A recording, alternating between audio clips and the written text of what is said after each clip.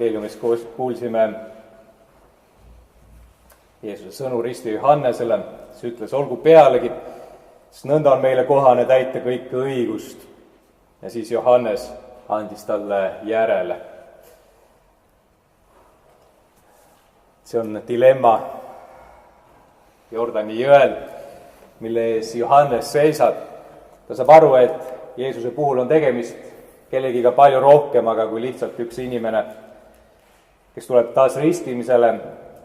Johannes ütleb, et mina peaksin ennast laskma sinul ristida, mitte vastupidi. Ja siis Kristus ütleb, on asju, mida lihtsalt tuleb teha. Sõltumata sellest, kas neid võiks kuidagi teha ka teisiti või kas me inimliku loogika alusel meil tundub, et korraldame paremini. Mingid asjad tasub ära teha ja mitte neid asendada millegi muuga. Kristuse ristimispüha, mida täna tähistame, tuletab meelde, et Kristuse poolt antud ristimine on üks neid asju. Lihtsalt tuleb ära teha. Tuleks lasta ristida iseennast, oma lapsi. Tuleks julgustada teisi tulema ristimisele. Sest ristimisega käib kaasas pühadus. Ükskõik kui palju on ajaloos pakutud välja alternatiive, olgu nõukogude aegsed nimepaneku üritused külanõukogudes või mõnel pool praktiseeritav siis üksteist täiskasvanute ristimine. Tulemuseks on ikka teatud vajaka jäämine. Ristimine on usalduse akt. Inimene astub sellega Jumala ette. Ja kui me selle usalduse mõtte ära võtame, kaob ka usk ja kaob pühaduse tunnetus. Kui meenutame täna 100 aasta taguseid sündmusi Rakveres ja Rakvere linna vabastamisele eelnenud, siis tasub meelde tuletada, et linnas hirmu ja surma külvanud režiimi ja ideoloogia mõte oli just nimelt täpselt vastupidine. Inimene ongi see ülim, kõige targem ja ta ei pea arvestama kellegiga endast suuremaga. Inimene ei pea olema alandlik looja ees. Pühadust pole olemas. Täna me teame, mida see endaga kaasa tõi. Kui inimese jaoks ei ole enam pühadust olemas ja ta on Jumala ära heitnud, siis päris paratamatu on, et ta hakkab sõdima teise inimesega ja temast saab teise inimese vaenlane. Sest kui inimene ütleb, et inimene on kõige targem, siis tekib kohe küsimus, milline inimene see kõige targem on? Ja loomulikult olen mina see kõige targem. Ja kes sellest aru ei saa, sellele tuleb see jõuga selgeks teha. Kui inimene on kaotanud pühaduse, siis ei ole tal enam seda usu alust, usalduse vundamenti, millele toetudes olla alandlik, ligimesest ja teisest inimesest hooliv, tõeliselt humaanne, ilma et see muudaks inimese Jumala asetäitjaks. Kui rahvamajaks kuulutatud kirikus ja ka palvemajades 100 aastat tagasi peeti kommunistlikke miitinguid ja mööda siis jutlusi, siis meie koguduse kroonik kirjutab, et muu hulgas lubati rahvale maise paradiisi mõnusid. Jumal oli kukutatud, tõelise jääva paradiisi ootus sai asendatud sellise maise paradiisi kujutlusega. Teeme ise maailma ideaalseks. Muuhulgas selle märgiks ja tõenduseks, et maine paradiis enamlaste valitsuse ajal kindlasti saabub, jagatud lastele vihikuid ja pliiatseid. samal ajal on huvitav lugeda koguduse kroonikast, kuidas neid uue paradiisi jumalateenistusi siis peeti. Kroonik kirjutab, et siinsamas kastlis minu koha peal, kus ma praegu olen, astus muuhulgas üles ka töörahva kommuuni juht Jaan Anvelt. Soni oli peas. Ja altarimaal, milleks toona oli see siin katsli lähedal asetsev Sigismund Valteri maalitud Kristuse ristisurma kujutav maal, oli punase kangaga kinni kaetud. Kroonik kommenteerib, et paistab, nagu oleksid kommunistid Jumala koja pühamat paika siiski häbenenud. Miks muidu oli vaja punase kangaga altar katta? Pastoraalis oli samuti toimunud suur laastamistöö. Kroonik kirjutab, kuidas arhivaalide põletamise, mööbli purustamise ja muu laamendamise kõrval purustati ka suur õpetaja kabinetis asunud Kristuse kuju ning sealsamas seinal asetsenud krutsifiksilt oli püütud Jeesus kätte saada. See ei õnnestunud, ainult käsi murti ära. Murtud käega krutsifiks on meil siiamaani alles.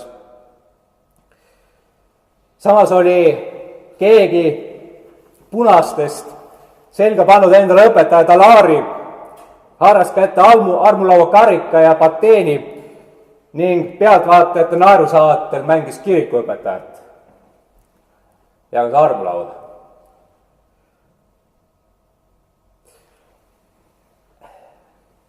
Kuid selle kõige kõrval, mida kroonik nimetab, et kurat oli vallale pääsenud, on ka Jumal ligi. Nimelt säilisid needsamad armulaua tarbed, mida me tänase päevani kasutame oma jumalateenistustel, mis siis punaste käes naljaobjekt oli. Need säilisid meie koguduse jaoks nõnda, et tolle sama komejandi tegemise päeva õhtul pimenedes tuli keegi Eesti rahvusest punaste hulgast õpetaja juurde ning tõi talle armulaua karika ja pateeni tagasi ja palus need talle ära peita. Ta ise ütles, et tema vanemad olid usklikud inimesed ja tema ei salli sellist pilkamist, mida tema kaaslased korda saatsid. Ja nii ta varastas salaja nende tagant need armulaua karika ja pateeni ja tõi õpetajale tagasi. Ja veel üks liigutav näide, millest täna ka Ausamba mäel rääkisin, kuidas 16 aastat peale neid sündmusi 1935. aasta kevadel kannatusaja jumalateenistuse järel tuleb õpetaja juurde keegi naisterahvas ise nuttes ja tunnistab üles, et tema oli ka punaste märatsejate sõber toona. Ja paljud esemed, mis pastoraadiste kirikust varastati, leidsid koha tema enda kodus. 16 aastat oli ta hinges kandnud seda süüd ja ühel hetkel murdus. Ja läks, ei saanud teisiti, kui pidi üles tunnistama ja oma kahetsust väljendama. Kroonik kiidab selle eest Jumalat ja osutab 139. psalmile, kus öeldakse, et inimesel ei ole Jumala eest mitte kuhugi põgeneda. Kuhu ma võiksin minna su vaimu eest ja kuhu ma põgeneksin su palge eest? Jumal on igal pool kohal. Küllap see võis olla ka tolle naise kogemus ja usutavasti paljude nendes sündmustes osalenute kogemus. Kui mõtleme, enamus neist olid ju tõesti ristitud inimesed. Nad olid kirikus käijad, Leeri koolis pühakiri õppinud, nad oskasid palvetada. Nad olid seotud oma esivanemate usu ja tõekspidamistega kuigivõrd või kuidagi. Jah, see kõik ei hoidnud neid ühel hetkel astumast maise paradiisi usklike hulka, Ent viimselt ei tee ristimine ega palvete tundmine kedagi automaatselt ja maagilisel moel kristlaseks. See on vägi, mida inimene kas kasutab või ei kasuta. Sinu otsus. Aga mõju on sellel siis, kui sa otsustad selle järgi siiski elada. Suur ristimise arv on veel see, et seda ei võeta inimeselt ära. Ükskõik millised on tema teod ja kui verised on tema käed, igal ühel on õigus tagasi pöörduda selle ristimise armu juurde, leida selle läbi taas andestus, uus algus oma elule. Ristimine tuletab meile meelde kogu inimliku mõtlemise, kohtumõistmise ja kättemaksu üle seisab armuline Jumal, kes ei taha, et ükski inimene hukkuks, vaid et ta meeleparanduse läbi hakkaks käima ilusat ja tõelist teed. Tuletagu 100 aasta tagused sündmused ja see Kristuse ristimise püha hommiku meenutamine meile meelde, kui oluline on, et me täidaksime kõike õigust, nagu Johannesel kästi. Meie käes on vahendid, mille läbi me saame pühadust selles maailmas suurendada, esmalt igaüks iseenese elus. Ristimise sakrament on üks võimalus oma lähedaste elus. Anname seda edasi põlvkonnalt põlvkonnale. Siis võib juhtuda, et ka need, kes ühel hetkel mingisuguse arusaamatu ja kas siis parema elu või revolutsioonilisema maailmavaate keskel satuvad väga keeruliste sündmuste keerisesse ja osutuvad nendeks, kes märatsevad, möllavad ja laamendavad, et ühel hetkel neis võiks midagi murduda. Nad peatuksid õigel hetkel ja leiaksid kahetsuse tee. Kas pühadust on või ei ole, palju sõltub sellest, kas me laseme sellel oma elus ruumi võtta, kas me laseme sellel välja paista siin selles maailmas, mis tihtipeale on nii katki ja poolik. Inimlikkus on võimalik kaotada, aga see on võimalik ka üles leida. Suhe Jumalaga on võimalik puruks peksta nii nagu Kristuse kuju, aga see on võimalik taas terveks teha, isegi siis, kui kujusid enam terveks teha ei saa. Leiame üles selle